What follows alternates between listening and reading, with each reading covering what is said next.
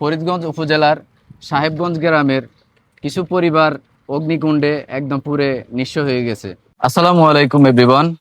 আজকে খুবই একটি দুঃখজনক বিষয় নিয়ে আপনাদের সাথে চলে আসছি।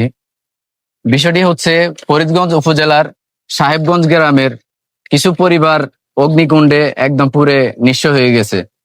তো আমরা সবাই চাইতেছি ওই পরিবারদেরকে কিছু সহায়তা করার জন্য। আপনারা যদি কেউ আমাদের সাথে সহায়তা করতে চান তাহলে আমরা স্ক্রিনে নাম্বার দিয়ে দিব, আমাদের সাথে যোগাযোগ করে দিতে পারবেন। আমরা চাইতেছি যে 21 তারিখের মধ্যে দেওয়ার জন্য। আজকে 16 তারিখ, আমরা চাইতেছি 21 তারিখ বৃহস্পতিবার মধ্যে তাদেরকে পৌঁছে দেওয়ার জন্য।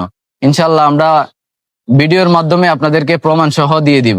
যারা যারা সহযোগিতা করতে চান, যারা প্রবাসে আছেন, যদি সহযোগিতা করতে চান তাহলে আমরা স্ক্রিনে নাম্বার দিয়ে দিব, আমাদের সাথে যোগাযোগ করে দিতে পারবেন। যে যার জায়গা থেকে মানে যতটুকু সামর্থ্য আছে, কেউ আপনার কাছে আমরা আবদার করি না যে ভাই 1000 দেন, 5000 টাকা দেন, এমন কিছু না ভাই। 10 জনের যদি 10 টাকা করে 100 টাকা হয়, আর একজনের 100 টাকা অনেক কষ্ট হয়ে যায়, তাহলে আমরা যদি 10 জন এগিয়ে আসি, এটা আল্লাহর একটা পরীক্ষা।